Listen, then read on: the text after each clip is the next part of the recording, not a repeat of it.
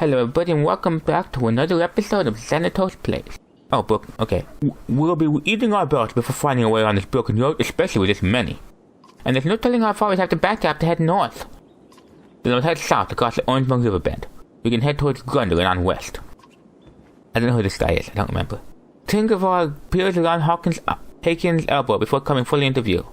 Heading south is questionable. These people. Why do you say that? Maybe I spent a lifetime there. Plenty of things to eat on the logs. There's also people in the bogs. His eyes go wide. Oh, this is the crazy guy they mentioned. Who are you again? You're the crazy guy that the other crazy guy who talks to his staff mentioned. The scholars should hear my rhyme. But what's wrong with heading south? Different ways of living, always. Stick to the mud and craftsmen are less bothersome. I think he's talking about the boggers, the rough, backward people of Schwarzburg. They're France Ivor. Words like that can't find you swollen, filled with poison. He pops out his cheeks and stares at Ivor.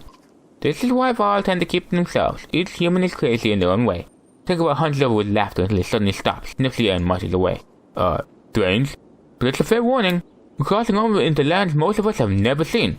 Just because we left those dregs behind doesn't mean we won't have more wars ahead of us. If we had more supplies, I'd say we should stop for a few days and train some of the clansmen to fight. You consider your options. Let's just camp. We'll consider training clansmen later. Cause for camp spread down the line. We don't have any clansmen. At all. See, no clansmen. Well, come in here and let's have a look, Sven, the trainer says. Just want to swing at each other, Sven asks. No, we want you to show us stuff. Plenty. You can handle yourself away by your other fighters, Sven asks. Ever use a Varl and usher to trap somebody? You think about what he is saying. I think the answer is yes. I am ready to do this again. Then we begin, Sven barks. Oh, actually, yes, I do this all the time. How far can you move? Move 1, 2, 3. Move. There. And turn.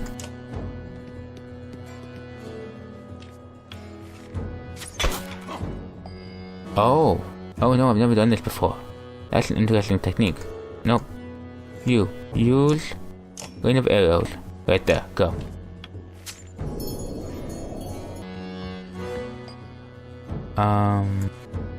Move. Don't move, actually.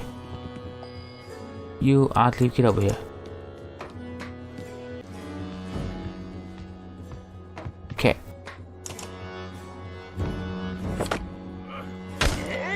Are we?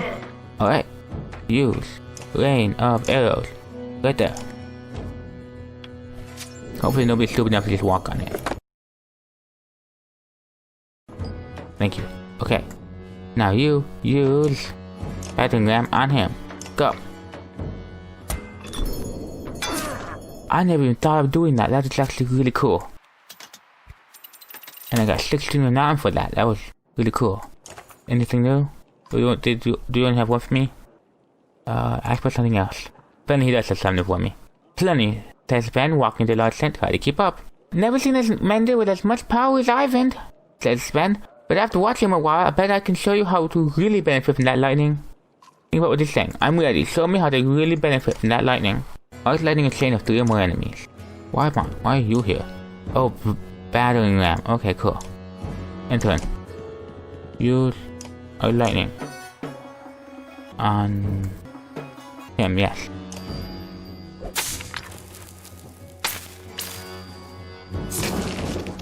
Oh, I didn't actually hit anybody else. Shoot. Use battering ram to put her right there. Yes, go. Use lightning. I hit both of them, right?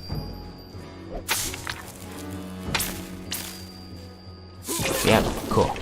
Go there. Battering ram her. Go.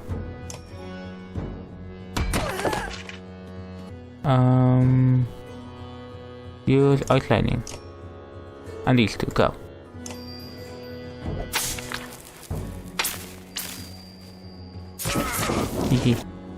Oh, yes. Use battering ram on him, go.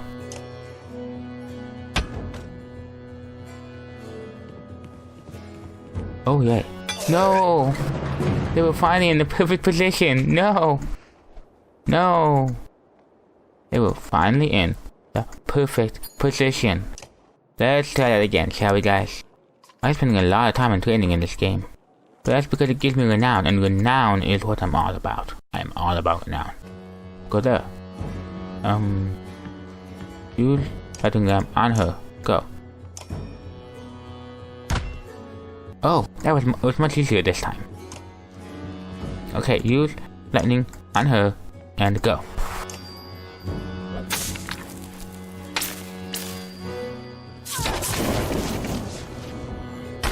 Wait, what? Why didn't that work? That did work. They're all in for 3. Okay, use that on him. No? On him? That would do 3 again. Let's see. And 1, 2. Wait, is it not hitting him? Does chain lightning not work on Varl? Doesn't count when it happens to Varl. They're not counting it with Varl. That's lame. And let's try this again. That was cheap. Well, yeah, it was failure, but actually didn't tell me all the rules. Apparently the rules say I cannot Thunderbolt the Varl. So it would be unfair because they're 4 squares wide. But at the same time, I think I did hurt him.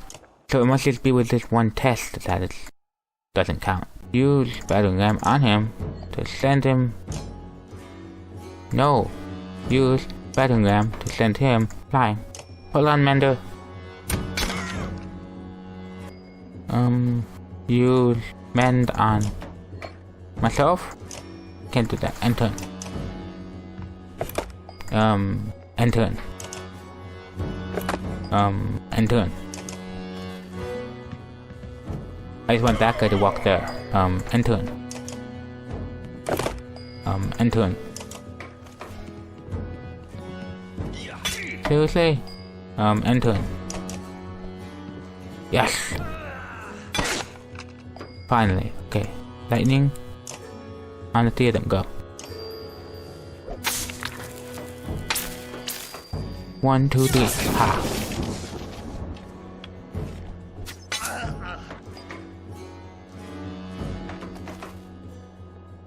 Dude, so basically, what you're telling me is that I have to get 4 of them together?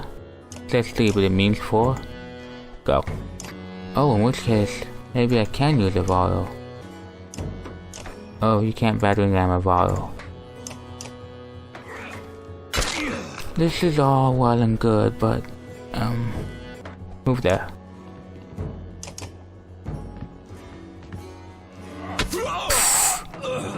Okay.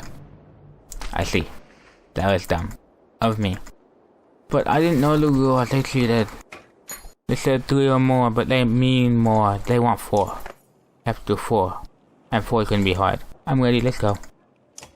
But now that I know when to do 4, you will get back over there.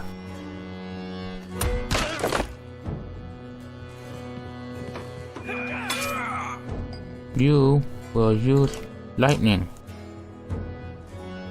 on this one.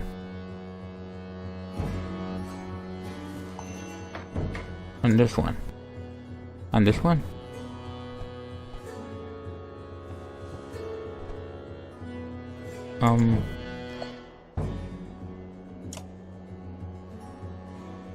You will end your turn.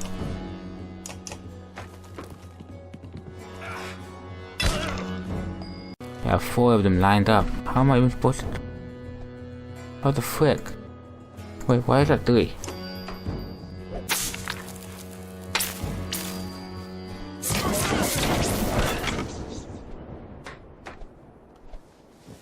And why did that one count? I'm so confused. Wait. Oh. Oh, I get it. I get what they're trying to teach me. That could go across the entire battlefield if it wanted to. That is actually quite insane.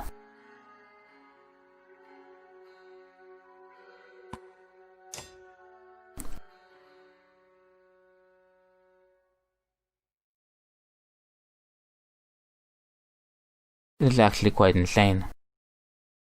And awesome. Oddly, Rook, Hakai, Moga, Ivor, and Luden. Am I missing someone? Oh. I get one too? Buffing down after 1 round, adding 1 damage to every 2 strength the enemy is above the target ally. Oh yeah, this is the bard. That means that he can refill out my willpower. If he's within 2 squares, was it? Standing within 1 tile of an ally who delivers a killing blow? Yes. Okay.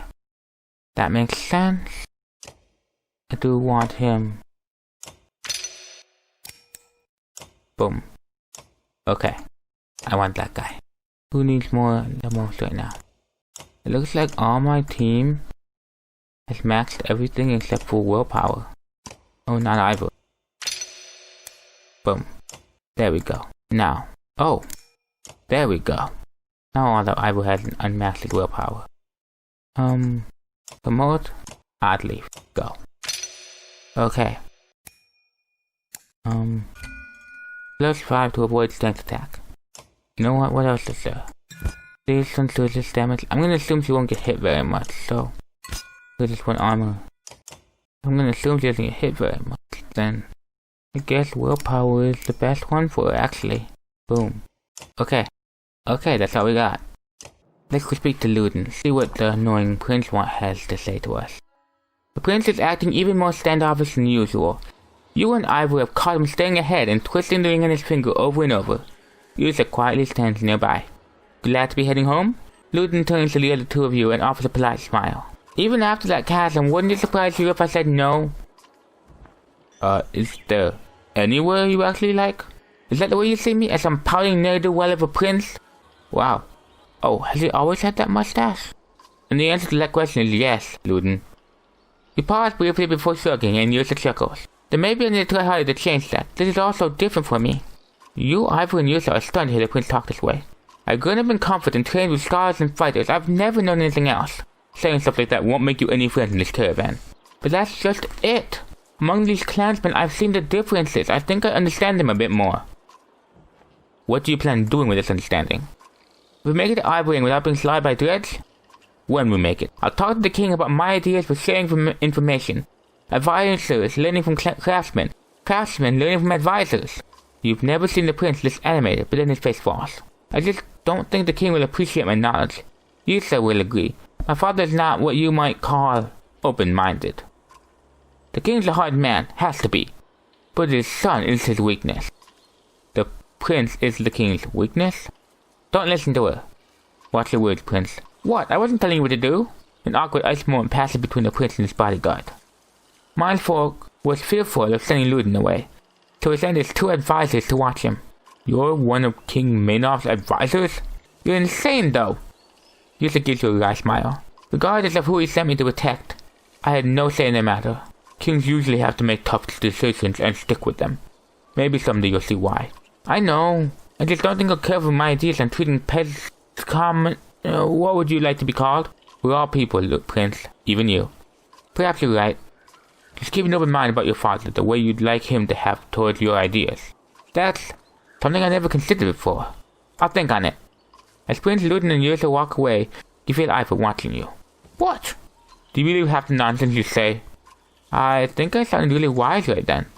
It sounded like you've been practicing it for a while. That's fair, I'll work on it. The 2 of you share a smile before moving on. Give advice that sounds honest rather than rehearsed. Interesting advice. A shot runs up to you. There's a woman tied to a tree up ahead. Got 4 guards watching her. Strange news draws a good deal of attention from the caravan. The bond woman is ranting and spitting at the 4 guards when you arrive and ask, what's going on? This here is a witch, one guard says. Plaguing our clan, making everyone really sick. We caught her and brought her out here. The others nod. She used to be tied up for 5 days without food or water, then cut loose. Been 3 days so far. But she'll die on her own after that long with nothing to eat or drink, you say. That's not on us, the guard responds. But if you want to set her free, we'd be bigger force than to get in your way. You consider what to do. How do you know she's a witch? Everyone looks at the woman who is grinning a toothless grin. She scratches at the tree bark and calls out the dead guards one by one. If that's not enough, the guard says, she was seen squeezing mistletoe berries into a water trough. Think I heard that makes you sick. The other guards bob their heads in agreement. Consider what to do. Use any thoughts? Useless smiles and silence towards the tired woman. She says a few quieting words to the prisoner and looks her over before returning. My suggestion, she says? Burn you in and to the ground. Let her go, she can join us. The guards look shocked. We're not getting nearer, he says, and the four of them run off in different directions. You cut the woman free and she slumps to the ground, weak. A few others help you get her into a cart and give her some water. Smiles at you once before falling asleep. Yep, I'm a softie even after my daughter's murdered. Oh, for a second I thought it was like a meteor shower or something. Once you cross the Umsa riverbed, the wind ceases to cut through the humid air. The darkening sky lets it loose its rain and soon faster off the water turns dirt breath to sucking mud, slowing the caravan. Cloaks are pulled overhead and children and animals are wrangled near the carts. But it's fine because we have a lot of food and no clansmen. I'm just gonna say these, because of the I don't know how to deal with that. I was hoping to avoid this part of the kingdom for at least a few more years, Ludin says. At least others had the sense to abandon this cesspool. As arrogant as he sounds, he's right. There are very few signs of life around you. Yet you still feel like you're being watched. The lowering of the usual quiet axe indicates the beast's difficulty pulling the carts. You're up to your knees in it when the start summons you. Found some stone markers that lead us to a few paths of solid ground over there. He points to starting over the rocks. Uneven and bumpy, but easier than this. Stone markers? Yeah, the man said, don't look natural. Don't like much of anything else either. Just some stone markers packed to this place so I can figure. You guys took a bar, but he's nowhere to be seen. Probably a guy doing mushrooms. Oh, Turboguard's the guy who said don't go south because that's where all the bad guys are. I mean, I knew that, but I guess I don't remember who was before that. Either way, the caravan changes course slowly, but you soon see the low stone markers, some with sticks tied around. The caravan picks their speed up with the lumps of packed ground until a child screams. You rush back, see a boy being pulled out of a hole. In one of the mounds you crossed. Inside you see blackened rat bodies buried only inches beneath the bog. You're walking across a burial ground. The governor is suddenly by your side. You've led us through a hollowed marsh of kingsmen, he shouts. You ignore the voices chiming in with the governor and focus on moving the caravan quickly away. It's fine. It's fine. Everyone loves me. Everyone loves me. Be happy. See? Everyone's happy. There's no problems here. What are you complaining about, silly? You don't have anything for me, do you? We can't train here in the deadly marshes. No, we can't train here in the deadly marshes. Alright, maybe another time. But we are all happy people here. We are all super happy people here. They're all around us, shouts the man near the edge of the caravan, and we're stuck in this mud. Cragsmen have encircled you. The leader steps forward and shouts. There's no price but blood for crossing to the land of our dead. Shouting out, they prepare to attack. Try to talk the Cragsmen down. As fighters attempt to form ranks, you rush forward in diplomacy. Arrows are field around you, sending you back almost immediately. However you attempt encourages those around you who had time to prepare. There are more of them than trained fighters among you, but smart tactics will still win the fight. Many of your clansmen will die unless you are victorious. Everyone stares as the bog seems to move with the approaching Cragsmen. No one comes to you with any clever plans. You look down your lines and silently wish all your fighters involve courage and strength. Huh? With proper planning? You can do stuff, but we won't let you have proper planning. That's how it works in here. That's 2 move. Oh. For that guy, that is a really good item. I might never move it. Plus 2 move, minus 1 aggro. Oh, these guys are strong? Take on. It always says ready, but am I supposed to be able to move my people around? Because I don't quite know if I am or not. But I'm not being allowed to. So, that's dumb. These guys can move freely in here. So, I suggest stepping back one. Here they come.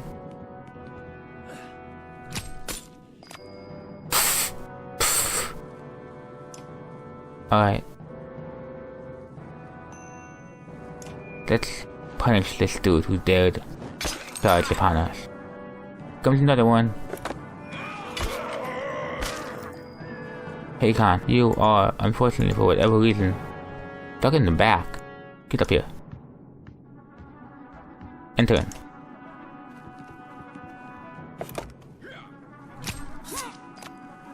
Okay. Okay, cool. Now, You attack him for 8 armor.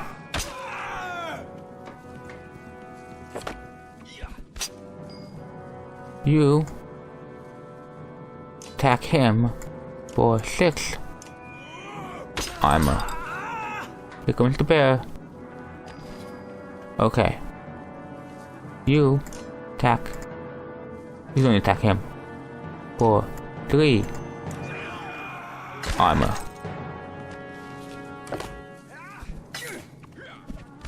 Owie. Okay. I'll leave. Shoot him.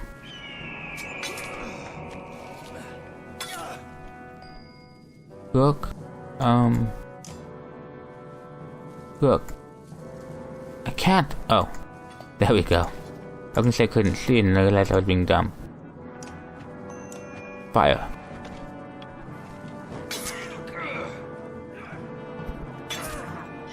What was that? I couldn't read what I said. That's an axe thrower. Take that guy down. Oh yeah, yay! Okay. You attack him. Go. And we all get one more wheel.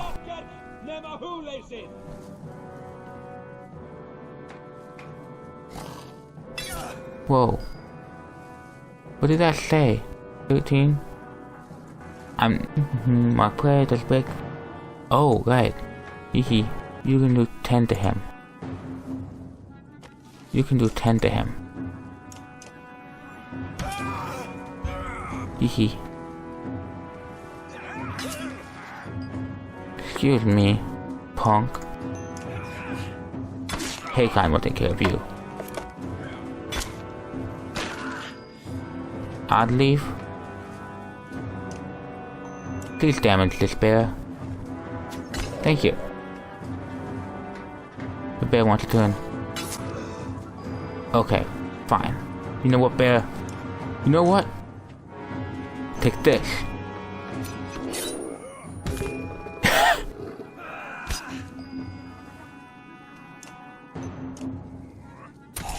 Hehe.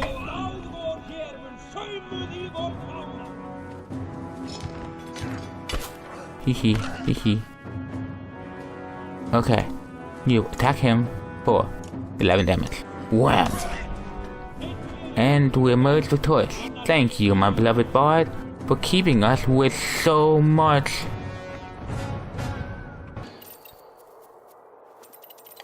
Okay, that was kinda lame. There will lose a lot of people. We'll keep losing a bunch of... Drinker's flame welcomes endless war. But why? Not getting more. Oh, see, I don't have any fighters.